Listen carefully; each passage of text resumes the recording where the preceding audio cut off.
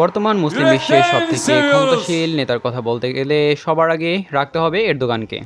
আজকের ভিডিওতে আমরা আলোচনা করব কামাল আতাতুর্কের পর তুরস্কের ইতিহাসে সবথেকে সফল প্রেসিডেন্ট এরদোগানকে নিয়ে। এরদোগান জর্ডানের নগরভিত্তিক রাজকীয় ইসলামিক কৌশলগত গবেষণা কেন্দ্র royal Islamic strategic studies centre কর্তৃক প্রকাশিত প্রভাবশালী 500 মুসলমান শীর্ষক প্রকাশনীটির 2019 এবং 2021 সালের সংস্কারগুলিতে বিশ্বের সবথেকে প্রভাবশালী মুসলমান হিসেবে চিহ্নিত হন।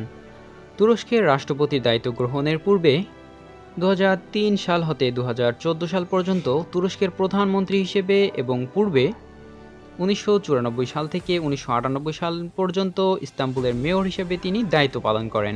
ইউরোপীয় ইউনিয়নের সাথে বাণিজ্যিক চুক্তি, বিগত 10 বছর ধরে চলাকালীন মুদ্রাস্ফীতি নিয়ন্ত্রণ, তুর্কি লিরা মূল্য পুনর্নির্ধারণ, সুদের হার কমানো, অতীতের অটোমান সাম্রাজ্যের স্বাধীন দেশগুলোর সাথে সম্পর্ক উন্নয়ন ও বিশ্বমহলে নেতৃত্বস্থানীয় ও সৌহার্দ্যপূর্ণ রাষ্ট্র হিসেবে তুরস্ককে প্রতিষ্ঠা করতে বৈদেশিক নীতি গ্রহণ, বিরোধী বিক্ষোভকারীদের সফলভাবে নিয়ন্ত্রণ প্রভৃতি কারণে বিশ্বমহলে ব্যাপকভাবে আলোচিত ব্যক্তিতে পরিণত হন এরদোগান।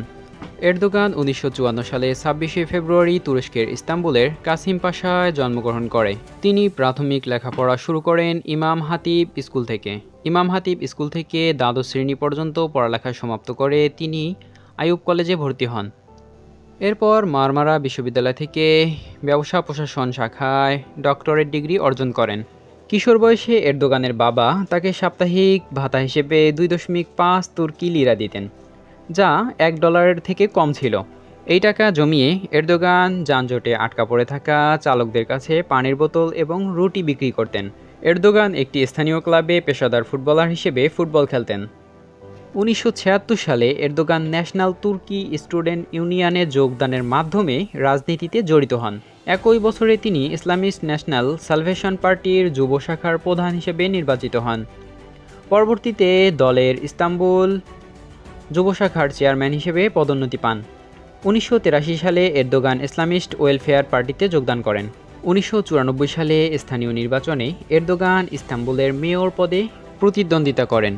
তিনি একজন 40 বছর বয়সী প্রার্থী ছিলেন। তার মার্কা ছিল ডার্ক হর্স। মূলধারার মিডিয়াগুলো এবং তার বিরোধিতাকারী দলগুলো দেশীয় বামকিন বলে তাকে উপহাস করতে শুরু করে। কিন্তু তুরস্কের মানুষের এতদিনের পুষে রাখা ক্ষোভ প্রতিফলিত হয় অনভিজ্ঞ এরদোগানকে ভোট দিয়ে নির্বাচিত করার মাধ্যমে। উক্ত ভোটে 25% বেশি ভোট পেয়ে তিনি বিজয়ী হন। এতে প্রথমবারের মতো ইস্তাম্বুলের মেয়র নির্বাচিত হয় তার রাজনৈতিক দল হতে। তিনি তার কাজে খুবই দায়িত্বশীল একজন ব্যক্তি ছিলেন। তিনি ইস্তাম্বুলের পানির ঘাটতি, দূষণ, ট্রাফিক বিশৃঙ্খলা সহ অনেক দীর্ঘস্থায়ী সমস্যার সমাধান করেছিলেন। তিনি শতাধিক কিলোমিটার নতুন পাইপলাইন স্থাপন করে যার ফলে পানির সমস্যার সমাধান হয়েছিল। তিনি অত্যাধুনিক রিসাইকেলিং সুবিধা স্থাপনের মাধ্যমে আবর্জনা সমস্যার সমাধান করেছিলেন। প্রাকৃতিক গ্যাসের প্লান্ট তৈরি করে বায়ু দূষণ হ্রাস করেছিলেন। তিনি 50টিরও বেশি সেতু এবং হাইওয়ে নির্মাণের মাধ্যমে শহরের যানজট এবং পরিবহন জ্যাম হ্রাস করেন। তিনি দুর্নীতি প্রতিরোধে সতর্কতা অবলম্বন করেছিলেন। এরদোগান ইস্তাম্বুলকে আধুনিক শহরে রূপান্তরের জন্য সকল পদক্ষেপ বিচক্ষণতার সাথে পালন করেছিলেন, যার ফলে জাতিসংঘ এরদোগানকে জাতিসংঘ বাসস্থান পুরস্কারে ভূষিত করে। এরদোগান খুব অল্প সময়ে জনগণের কাছে খুবই জনপ্রিয় হয়ে ওঠে। 2002 সালে সাধারণ নির্বাচনে নতুন দলটি 34% ভোট পেয়ে একটি সফল দল বলে প্রমাণ করে। এরপর দলটি সরকার গঠন করে। এরদোগানের উপর নিষেধাজ্ঞা থাকায় প্রধানমন্ত্রী হয় গুল। রাজনৈতিক নিষেধাজ্ঞা শেষ হওয়ার পর এরদোগান 2003 সালে মার্চ মাসে প্রধানমন্ত্রী হন। এরদোগান তুরস্কের উন্নয়ন, অগ্রগতি, ক্ষমতায়নের পথে বাধা সৃষ্টিকারী দীর্ঘস্থায়ী সমস্যার সমাধানের জন্য সাহসী কিছু পদক্ষেপ গ্রহণ করেছিলেন, যার ফলাফল হিসেবে তুরস্কে শিক্ষা, স্বাস্থ্য, ব্যবসা সকল অবকাঠামোগুলোতে ব্যাপক উন্নতি সাধিত হয়েছিল। মিস্টার এরদোগানের সবথেকে বড় কৃতিত্ব হচ্ছে তুরস্কের অর্থনৈতিক স্থিতিশীলতা। দেশটির এখন গড় প্রবৃদ্ধির হার 4.5%।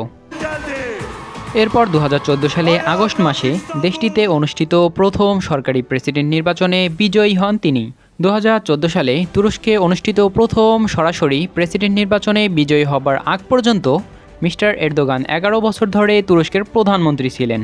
2016 সালে জুলাই মাসে এক সামরিক অভ্যুত্থানের চেষ্টা তিনি নস্যাৎ করে দেন, যা দ্বারা তার চূড়ান্ত ক্ষমতার জানান দেয় তিনি।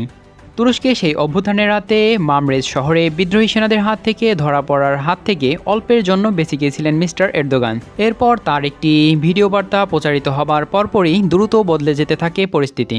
রাস্তায় নেমে আসেন এরদোগানের সমর্থকরা, ব্যর্থ হয়ে যায় অভ্যুত্থান।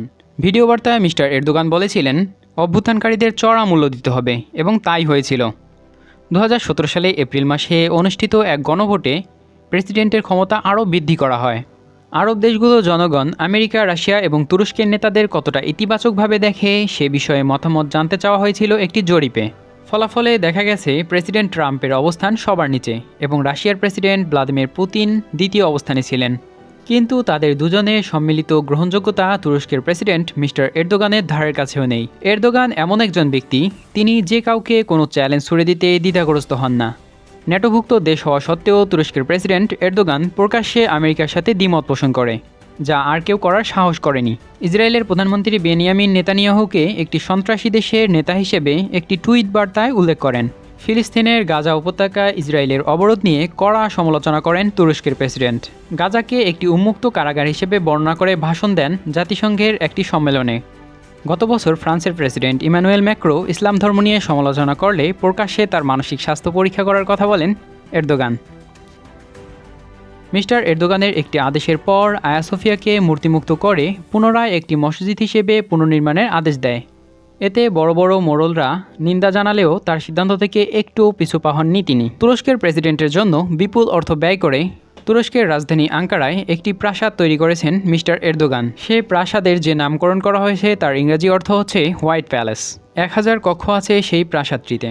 মার্কিন প্রেসিডেন্টের দপ্তর হোয়াইট হাউস কিংবা রাশিয়ার প্রেসিডেন্টের দপ্তর ক্রেমলিনের চেয়েও এটি বড়। ক্ষমতার ব্যাপারে সুলতান সুলেমান ছিলেন একজন আপোষহীন ব্যক্তি।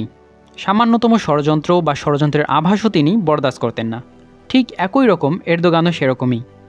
মিস্টার এরদোগান তার সমর্থকদের কাছে যেন এক নতুন যুগের সুলতান সুলেমান।